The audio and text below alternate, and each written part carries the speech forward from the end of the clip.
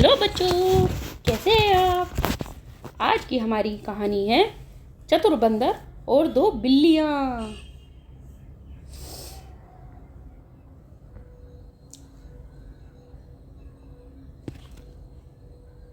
एक समय की बात है, एक गांव की गली में मीनू और शीनू नाम की दो बिल्लियाँ रहती थी। एक दिन उन्हें जमीन पर एक ताज़ा और नरम रोटी का टुकड़ा मिला। दोनों बिल्लियाँ बहुत भूखी थीं और उस रोटी को देखकर उनकी आंखों में चमक आ गई।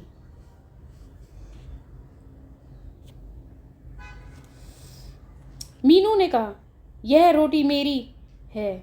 यह रोटी मुझे पहले दिखी, इसलिए ये मेरी है। लेकिन शीनू ने तुरंत उसे झपट लिया और बोली, नहीं, इसे मैंने उठाया है, तो यह मेरी हुई।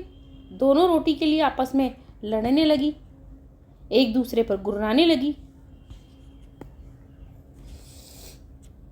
पास ही एक बरगद के पेड़ पर चंचल नाम का एक बंदर बैठा था और यह सब देख रहा था। हा हा हा, हा हा हा।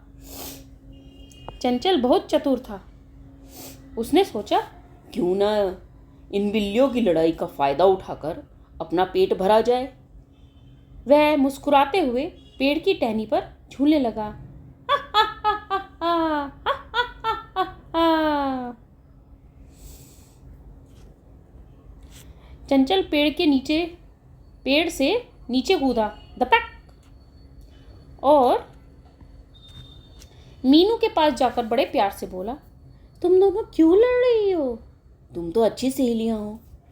क्या मैं इस रोटी को तुम दोनों के बीच बराबर बांटने में तुम्हारी मदद कर सकता हूँ? मीनू को उसकी बात सही लगी। शीनू भी इस बात पे राजी हो गई। चंचल कहीं से एक पुराना लकड़ी का तराजू ले आया। उसने शीनू को तराजू दिखाते हुए कहा, देखो, इस तराजू से मैं बिल्कुल सही हिसाब करूँगा ताकि किसी को कम या ज़्यादा ना मिले।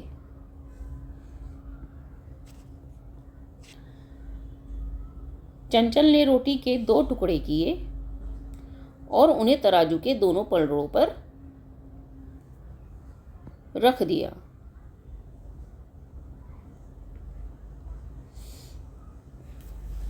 एक टुकड़ा थोड़ा बड़ा था, जिससे तराजू का एक पलड़ा नीचे झुक गया। चंचल ने गंभीर चेहरा बनाकर कहा, ओह, यह हिस्सा तो भारी हो गया।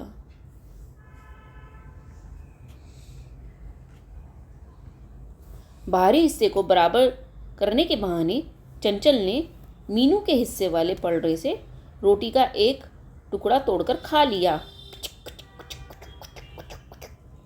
मीनू बस देखती रह गई। चंचल ने चबाते हुए कहा, अब देखते हैं कि क्या यह बराबर हुआ या नहीं।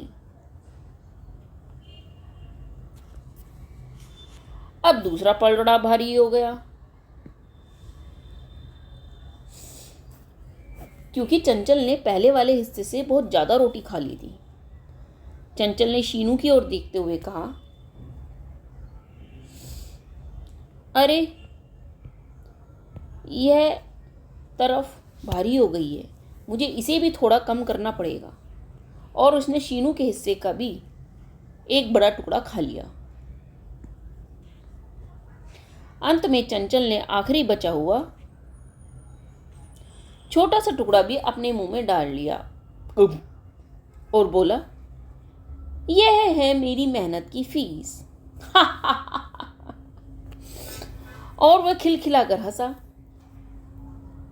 और फुर्ती से पेड़ पर चढ़ गया। बेचारी बिल्लियां खाली हाथ रह गई। मियाऊ, मियाऊ, हमें कुछ नहीं मिला। उन्हें समझ में आ गया था कि उनका मूर्ख बनाया जा रहा है, और उन्हें यह भी समझ में आ गया कि आपसी झगड़े में हमेशा तीसरा का फायदा होता है, इसलिए हमें कभी भी लड़ाई नहीं करनी चाहिए। तो बच्चों, आपको समझ में आया कि कभी आपस में लड़ाई नहीं करनी चाहिए, कभी सामान के लिए एक दूसरे झपटा झपटी नहीं करनी चाहिए, नहीं तो तीसरे का फ़ायदा हो जाता है और दोनों फ्रेंड्स में लड़ाई हो जाती है।